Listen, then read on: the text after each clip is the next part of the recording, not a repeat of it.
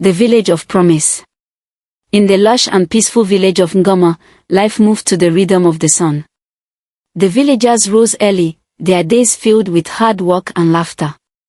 Known for its sprawling farmland and deep traditions, Ngama was a place where everyone knew one another. It was also where Kojo, a determined young farmer, and Amara, his gentle and wise wife, had begun their new life together. Kojo was respected for his resourcefulness and energy.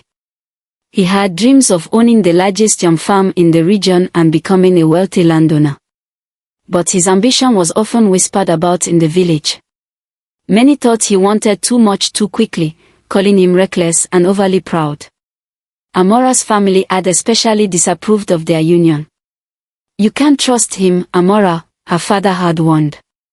His hunger for success would drive him to make foolish choices.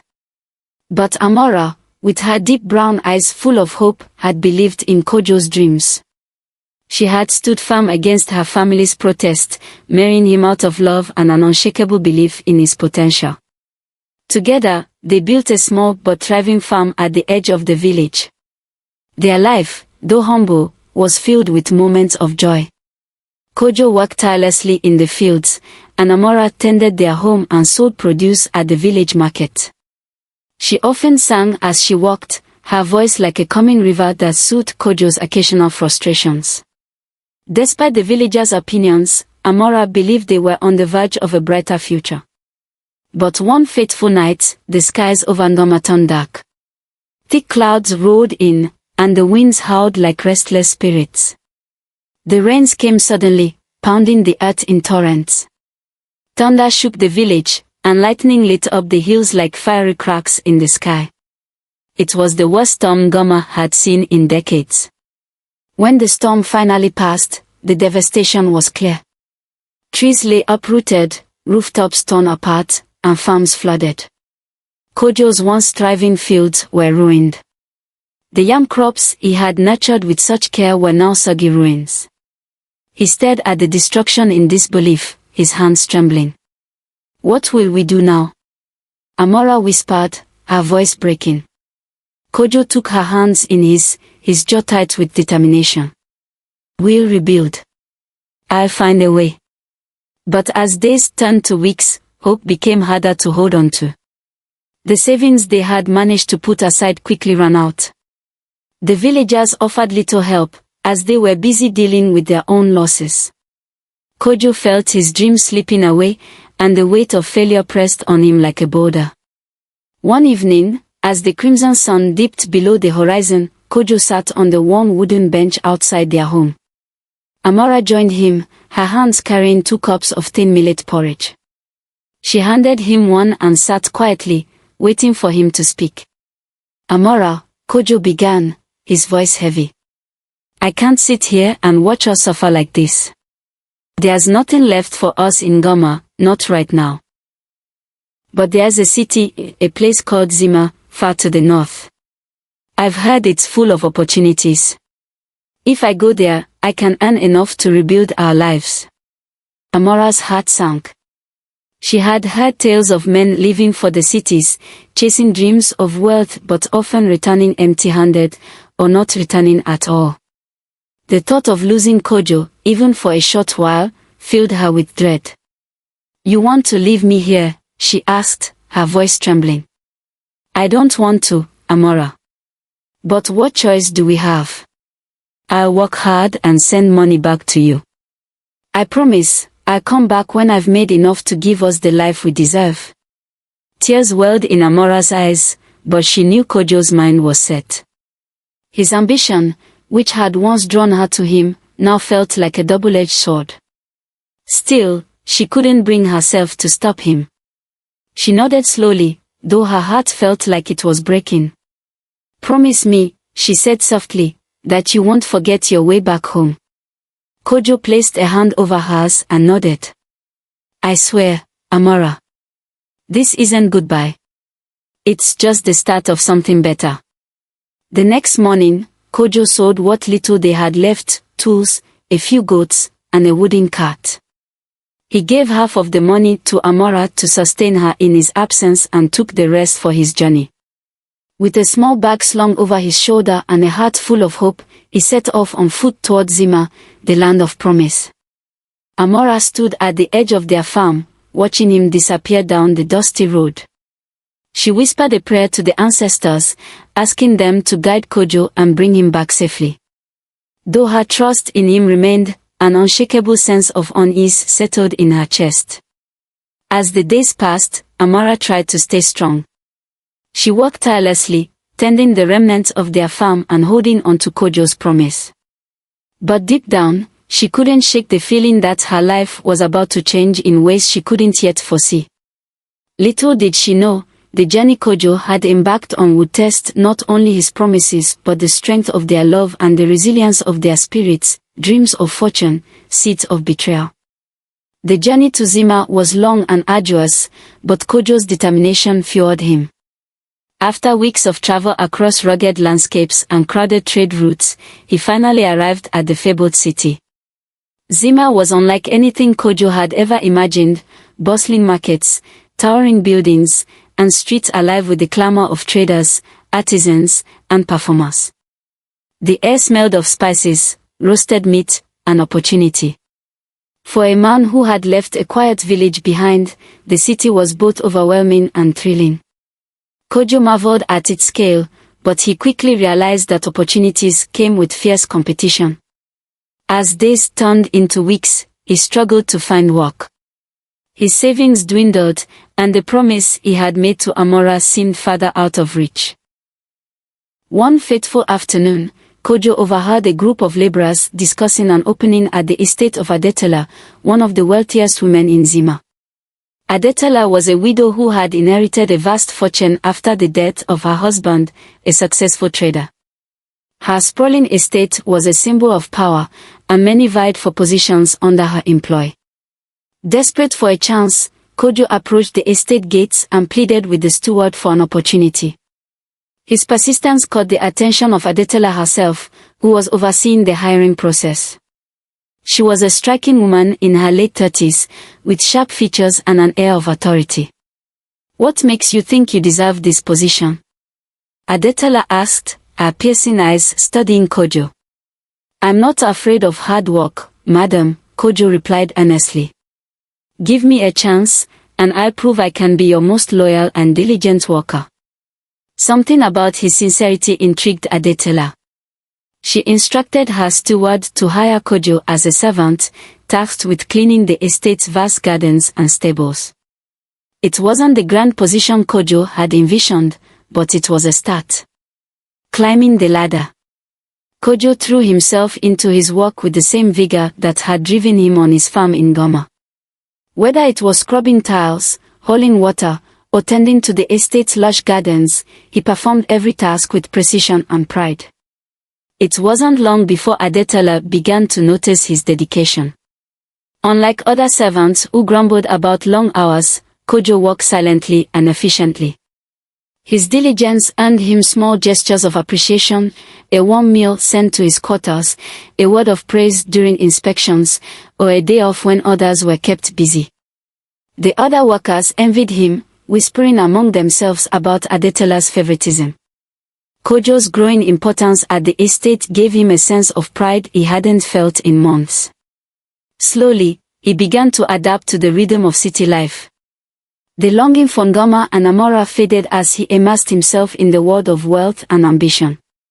He assured himself that this was all for Amara's sake, but the distance between them, both physical and emotional, widened with each passing day. Letters from home. Back in Ngama, Amara remained resilient despite the challenges. She carefully rationed the money Kojo had left her, planting small crops and taking on odd jobs in the village to survive. Her heart ached for her husband, but she held on to hope. Amara began writing letters to Kojo, pouring out her struggles and the loneliness she felt.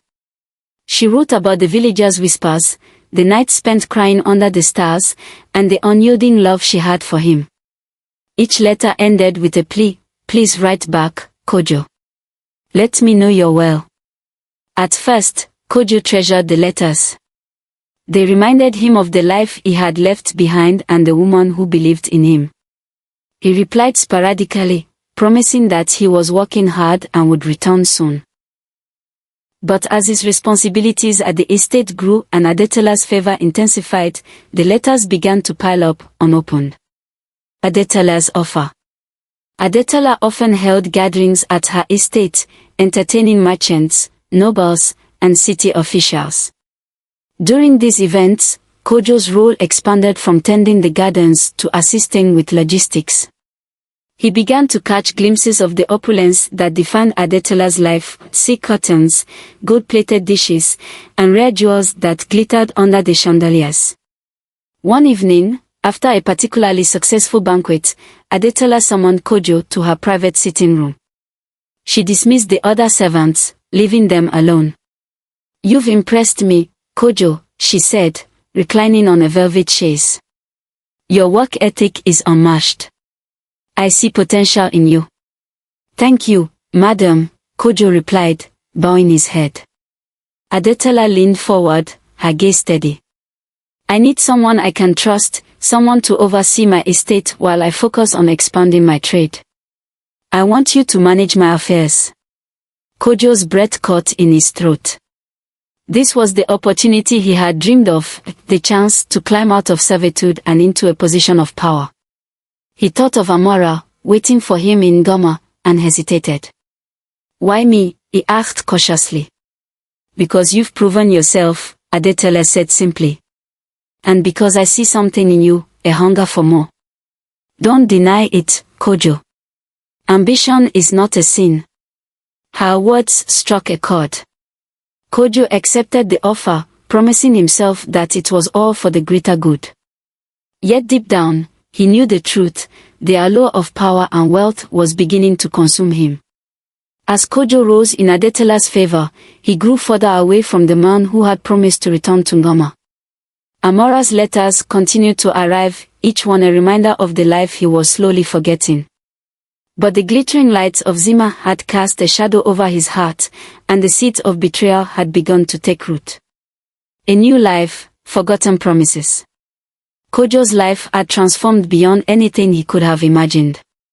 As the estate manager for Adetola, he now wore fine robes, dined with the wealthy, and lived in quarters that rivaled the homes of Xema's elite. The respect he commanded among the servants and merchants filled him with pride. Yet with every new luxury, the memory of his humble beginnings in Ngama seemed to fade.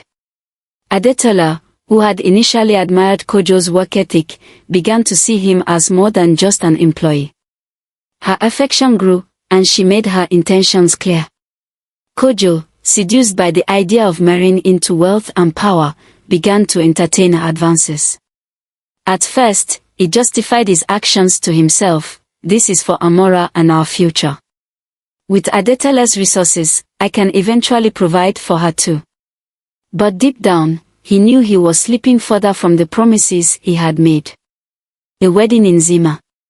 Within months, Kojo and Adetola were married in a grand ceremony that made headlines across Xema. The city's elite gathered to celebrate the union, toasting to their prosperity. Kojo stood beside Adetola, dressed in silk and gold, basking in the glow of his new life. Yet, as the celebratory drums beat and laughter filled the air, a pang of guilt stirred within him.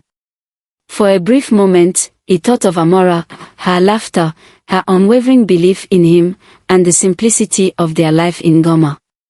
But the pang was fleeting, quickly drowned out by the roar of applause and the clinking of goblets. Kojo pushed the memory aside, convincing himself that Amara would understand. She would forgive me. She knows I'm doing this for both of us. Amara's silent struggles. Back in Ngama, Amara waited patiently for the letters that never came. She checked the village post regularly, holding on to the hope that one day she would hear from Kojo. Each passing month, her hope dimmed, but she refused to let it die. The villagers, however, were less kind. Rumors spread like wildfire. "Kojo has forgotten her," one woman whispered at the market. "He's probably married a city woman by now," another said with a sneer. Amara endured the ridicule in silence. She buried herself in work, tending her small garden and selling what little she could at the market. At night, she knelt by her bedside, whispering prayers to the ancestors, asking them to guide Kojo back to her. Despite her resilience, loneliness crept into her heart. The small house she had shared with Kojo felt unbearably empty. Sometimes, she would sit by the doorway, staring at the road, imagining him walking back with a bag slung over his shoulder, his face lit with the same smile that had once captured her heart. A turning point. 2 years passed, and Amara could no longer ignore the silence. The villagers' whispers had turned into pitying stares, and even her family urged her to move on. "Let him go, Amara," her mother said one evening. "You've done all you can. If he cared, he would have returned by now." But Amara refused to give up. One morning, as she sat by the well drawing water, a thought struck her with clarity: if Kojo won't come to me, I go to him. Determined, she began to prepare for the journey to Xema. With no wealth to her name, Amara sold her belongings piece by piece, a clay pot here, a woven mat there. She approached the village elders, asking for advice on the safest routes to the city. Though they disapproved of her decision, they provided what little guidance they could. Her biggest challenge was gathering enough money for the trip. Reluctantly, she approached the merchant Abesai, a wealthy and opportunistic trader who had long harbored feelings for her. Abesai saw an opportunity in her desperation. "I'll give you what you need," he said with a smirk, "but only if you agree to marry me when you return." Amara's stomach churned, but she held her ground. "I will not make promises I cannot keep. If you wish to help, do so out of kindness, not expectation." Impressed by her resolve, Abesai gave her a small loan, albeit begrudgingly. With that and the meager savings she had scraped together, Amara packed her belongings into a small bundle and set off. The journey to Xema. The road to Xema was treacherous and unfamiliar. Amara traveled on foot for most of the journey, occasionally hitching rides with passing traders. She endured blistering heat, cold nights, and the constant fear of bandits. Yet her determination never wavered.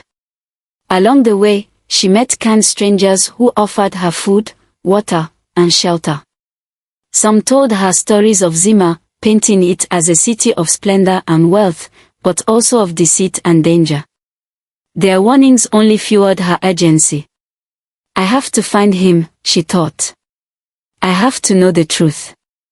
After weeks of travel, Amara finally arrived at the gates of Xema. The city was as grand as she had heard, its streets alive with color and noise. But the sight of its magnificence only deepened her anxiety. In a city so vast, how would she ever find Kojo? Clutching the small photograph of Kojo she had carried with her, Amara resolved to begin her search. Her heart was heavy, but her spirit remained unbroken. She would find her husband, no matter what it took, and confront the truth of the man he had become. The truth revealed. Amara's feet ached as she wandered through the bustling streets of Xema. The city was a labyrinth of winding alleys, towering buildings, and marketplaces brimming with life. Every corner seemed to hold a new surprise, musicians playing lively tunes, hawkers selling exotic goods, and wealthy merchants battering over gold and spices. Yet, amid the noise and spectacle, Amara felt lost. She clutched the photograph of Kojo tightly, her eyes scanning every face in the crowd, her heart heavy with doubt. A kind stranger. Her search seemed hopeless until she encountered Kwesi, a kind merchant selling handmade pottery in one of the marketplaces. Noticing her tired and anxious expression, Kwesi approached her. "You seem troubled, sister," he said gently. "Are you lost?" Amara hesitated before showing him the photograph of Kojo. "I'm looking for my husband. His name is Kojo. He came to Xema 2 years ago, and I haven't heard from him since." Kwesi studied the photograph and frowned. "I think I've seen him before. There's a man named Kojo who works for Madame Adetola, he's her husband now. They live in the Western District, in a large estate. Amara's heart sank. Her husband, she whispered, her voice trembling. Kwesi nodded. Yes. He's well known in the city, especially among merchants like me. If you wish, I can take you there. Despite the overwhelming shock, Amara steadied herself. Yes, she said firmly. Please, take me to him. A painful discovery. Kwesi led Amara to the Western District, where the streets were paved with smooth stones and lined with grand mansions. The estate Kwesi pointed out was larger than anything Amara had imagined. A sprawling compound with high walls and ornate iron gates. She stood frozen, staring at the place where her husband now lived. Thank you, Kwesi, she said softly. I'll take it from here. Amara approached the gates and knocked. A servant answered, eyeing her suspiciously. I need to see Kojo, she said, her voice steady despite the emotions churning within her. Tell him his wife from Ngama is here. The servant hesitated but eventually relayed the message. Moments later, Kojo appeared, his expression shifting from shock to panic as he saw Amara standing at the gates. What are you doing here? He hissed, pulling her aside to a secluded corner of the compound. He glanced nervously over his shoulder, as if afraid someone might see them. I came to find you, Amara said, tears welling in her eyes. Kojo, you promised me. You said you'd come back. Why haven't you returned? Why haven't you returned? Kojo avoided her gaze, his face a mixture of guilt and frustration. Amara, things have changed. My life here is different now. I've moved on. Moved on. Amara's voice cracked. What about me? What about our vows? I've waited for you, Kojo. I've suffered for you. I had no choice. Kojo snapped, though his tone lacked conviction. This is my life now. Adetola is my wife, and we have a son. You need to leave. Amara stared at him in disbelief. You're married to her, she whispered, her voice barely audible. After everything we've been through. Kojo's silence confirmed her fears. The man who had once promised her the world now stood before her, a stranger. Determined to stay. Despite her heartbreak, Amara refused to leave. She wasn't ready to give up on Kojo, not yet. She needed to understand how he had changed so drastically and why he had abandoned their life together. Fine, she said quietly. If you want me to leave, I will. But I need work. I've come all this way with nothing. Help me find a job, Kojo. I don't have anywhere else to go. Kojo hesitated, his guilt written across his face. He couldn't turn her away completely, not after everything she had endured.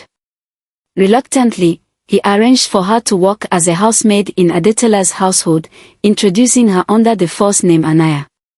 This is the best I can do for you, he said coldly. But remember, you're just a servant here. Don't tell anyone who you really are. Amara nodded, masking her pain. She knew this was her only chance to stay close to Kojo and uncover the truth behind his betrayal.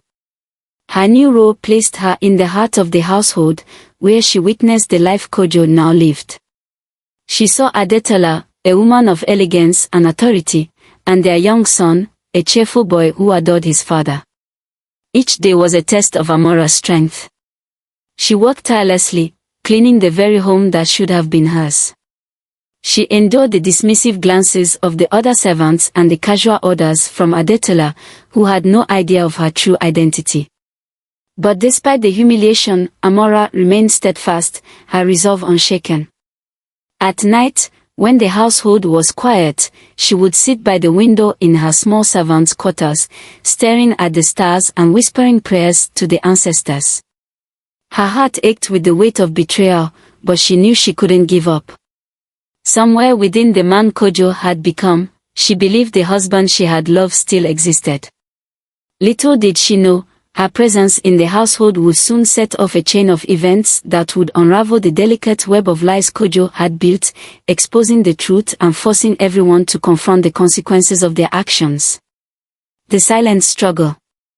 Amara settled into her role as a housemaid in Adetola's grand estate.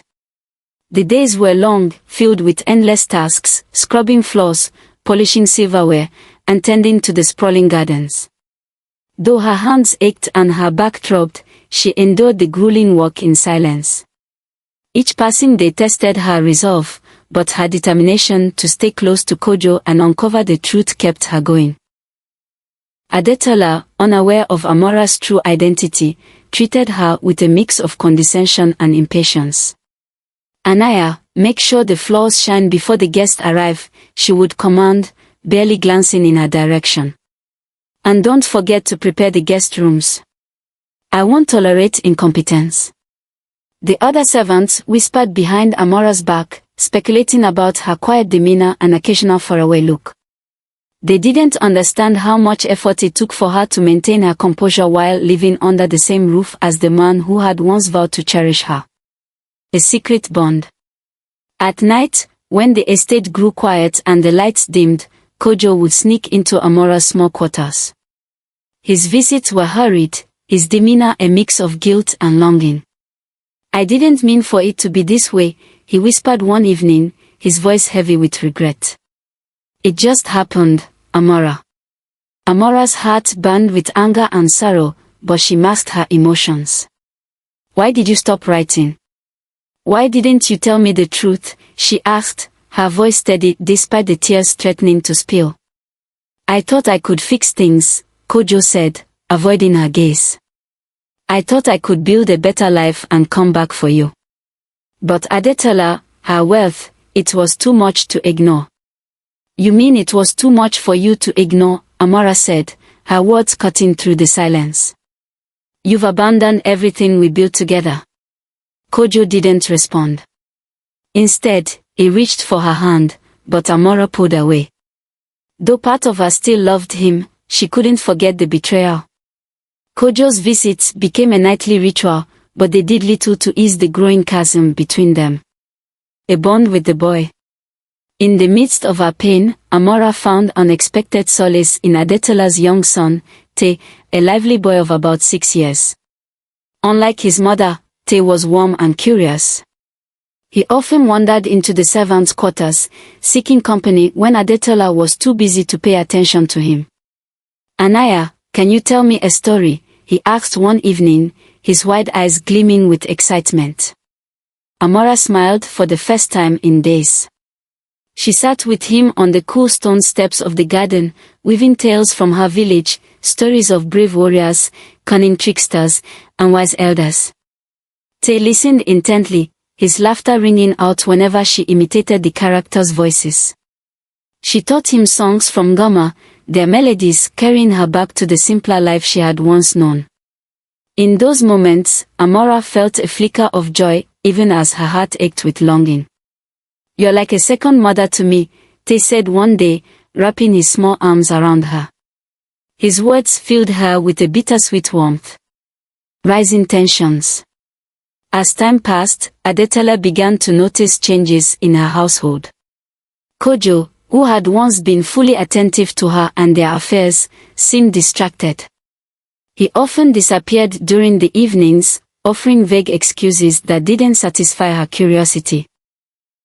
"Where were you last night?" she asked one morning, her tone sharp. "I was going over estate finances," Kojo replied, avoiding her gaze. Adetola's suspicion grew when she observed Kojo stealing glances at Amara during the day. Though she couldn't pinpoint the source of her unease, she felt a shift in the dynamics of her home. Meanwhile, the other servants, who had noticed Kojo's nighttime visits to Amara's quarters, began to whisper among themselves. "Why does the master visit the new maid so often?" one asked. "Maybe she's not who she says she is," another speculated. The tension reached a boiling point one evening when Adetola overheard fragments of a conversation between Kojo and Amara. Though she couldn't make out the words, the intimacy in their tones was undeniable. Fueled by anger and betrayal, Adetola decided to uncover the truth. Cracks in the facade. The household became a battleground of hidden emotions and unspoken accusations. Adetola's sharp glances and probing questions made it clear that she suspected something was amiss. Kojo grew increasingly nervous, his once confident demeanor replaced by anxiety. Amara, though aware of the rising tensions, remained focused on her goal, to hold Kojo accountable and find closure. But as the web of secrets began to unravel, Amara realized that the confrontation she had been dreading was inevitable. Adetola was closing in on the truth, and the fragile balance of their lives was about to shatter the storm within. The tension in Adetola's household reached its breaking point on a stormy evening. Rain lashed against the mansion's windows, and thunder rumbled ominously, as if the heavens themselves sensed the brewing conflict within. Adetola had spent weeks piecing together the fragments of her suspicions, her intuition leading her to a truth she dreaded to confront. That evening, she summoned Kojo to her study. The room was dimly lit, the flickering light from the oil lamps casting long shadows on the walls. Kojo entered, his usual confidence replaced by unease. "You wanted to see me?" he asked, trying to mask his anxiety. Adetola fixed him with a piercing gaze, her voice calm but steely. "Yes, Kojo. I've been observing you. Your late-night disappearances, your secretive behavior, it doesn't add up. And I think I know why." Kojo's heart raced, but he feigned ignorance. "I don't know what you're talking about." Adetola rose from her chair, her voice rising with each word. "Don't insult my intelligence, Kojo. Who is she? Who is this Lanaya you brought into my home?" The truth unraveled. Before Kojo could respond, the door to the study creaked open, and Amara stood in the doorway. Her face was pale but resolute. She had overheard the conversation and knew the time had come to reveal the truth. "My name isn't Anaya," she said softly, stepping into the room. "I am Amara, Kojo's wife from Ngama." Adetola's eyes widened in shock. She turned to Kojo, who now looked as if the ground beneath him had given way. "Is this true?" Adetola demanded. Kojo stammered, his carefully constructed lies crumbling around him. "Adetola, I can explain." "Explain what?" she interrupted, her voice shaking with rage. "That you've deceived me. That you've brought your wife into my home under false pretenses. That you've been sneaking around behind my back. You used me, Kojo. You used my wealth, my trust, and my love." Kojo dropped to his knees, desperation etched across his face. "Adetola, please. I didn't mean for this to happen. I was lost, confused. I thought I could manage everything, but you couldn't," Adetola said coldly. "And now, you've ruined everything. A mother's strength."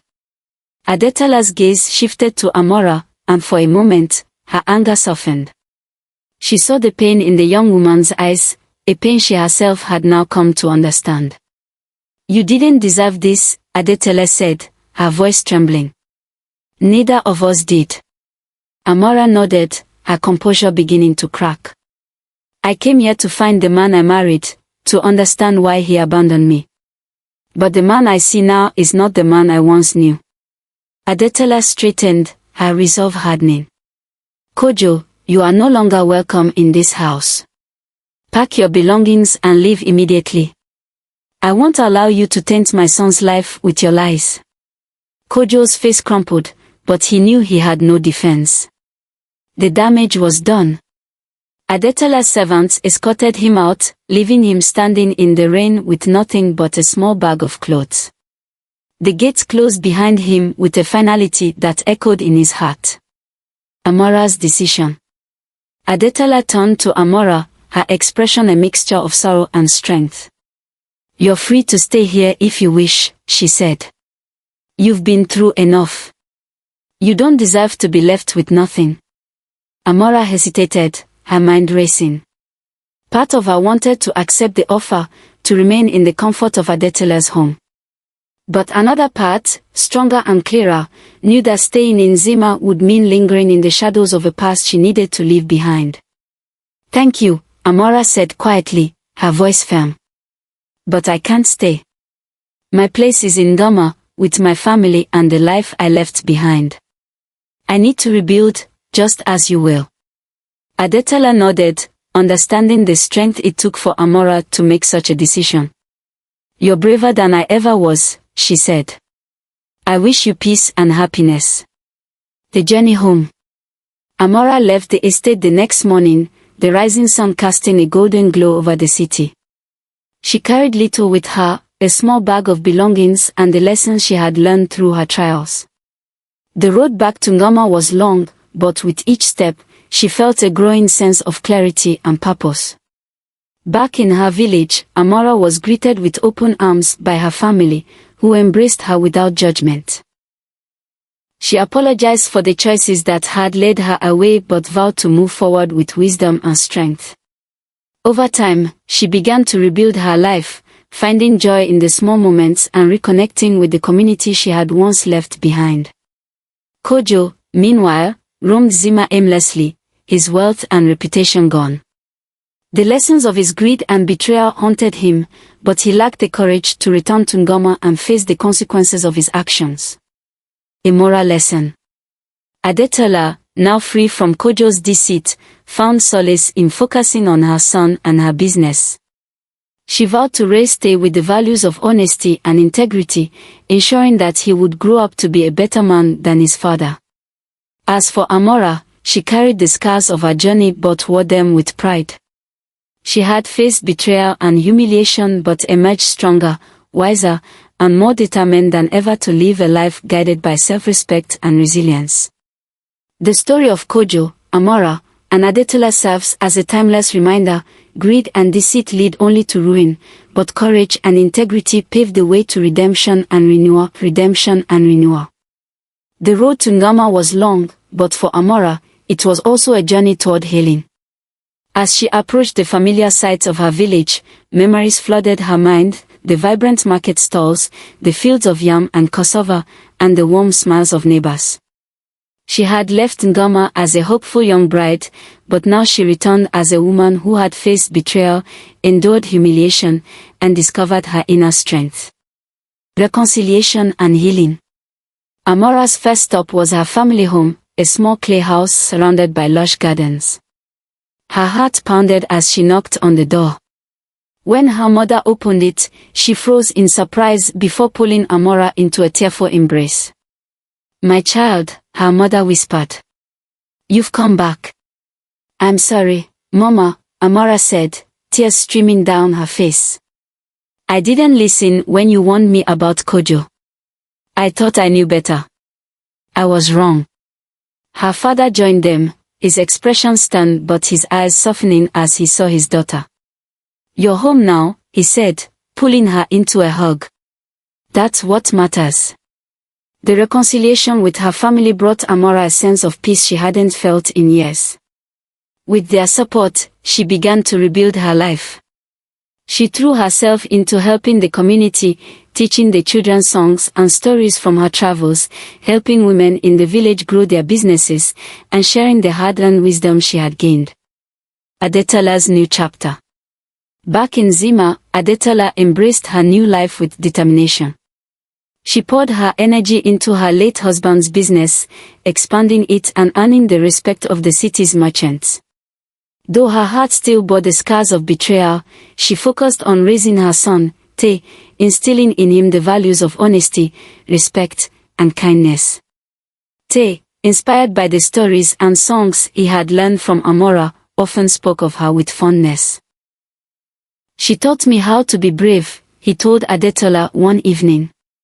Adetola smiled, grateful for the brief connection they had shared and determined to honor the lessons Amara had imparted. Through her resilience, Adetola became a symbol of strength for the women of Xema, showing them that even in the face of betrayal, it was possible to rise above and thrive. Kojo's return. Kojo's fortunes had plummeted after being cast out of Adetola's estate.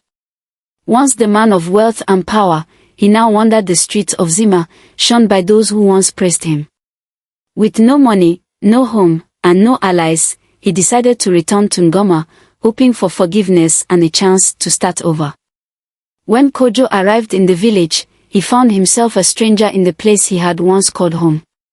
The villagers whispered as he passed, their eyes filled with pity and disdain. He approached Amara's family home, but her father stopped him at the gate. "You have no place here," her father said firmly. "You made your choices, Kojo. Now you must live with them." Desperate, Kojo sought out Amara at the community garden where she walked. When he found her, he fell to his knees, tears streaming down his face. "Amara, I was a fool," he pleaded. "I threw away everything for wealth and power, and it left me with nothing. Please, forgive me." Amara regarded him with a steady gaze, her heart aching not with love, but with pity. "Kojo," she said softly, "I've forgiven you in my heart, but forgiveness doesn't mean things can go back to the way they were. I found my peace, and I can't let you disrupt it." Her words, though kind, left Kojo hollow. He nodded and rose to his feet, realizing that the life he had destroyed could never be rebuilt. He left Ngama shortly after, disappearing into the wilderness, his future uncertain. A new beginning. Amara's life flourished as she devoted herself to her community. She became a beacon of hope for others, a reminder that strength could be found in even the darkest moments. Though she had faced unimaginable pain, she emerged stronger, wiser, and more resilient. Adetola, too, found fulfillment in her new chapter, raising Tay to become a compassionate and honorable man. The two women, though separated by distance, were connected by their shared journey and mutual respect. Kojo's story served as a cautionary tale in both Ngama and Xema, a reminder of the dangers of greed, the cost of betrayal, and the importance of staying true to one's promises. Moral reflection. The tale of Kojo, Amara, and Adetola teaches timeless lessons. Greed blinds and destroys. Kojo's insatiable desire for wealth and power led him to betray those who loved him, leaving him with nothing. The strength of women, Amara and Adetola, demonstrated resilience, wisdom, and courage, rising above their pain to rebuild their lives and inspire others. Honor your promises. A person's word is their bond, and breaking it can lead to irreversible consequences. As the seasons passed, the story became part of Ngama's oral tradition, a reminder to future generations of the importance of integrity, resilience, and love.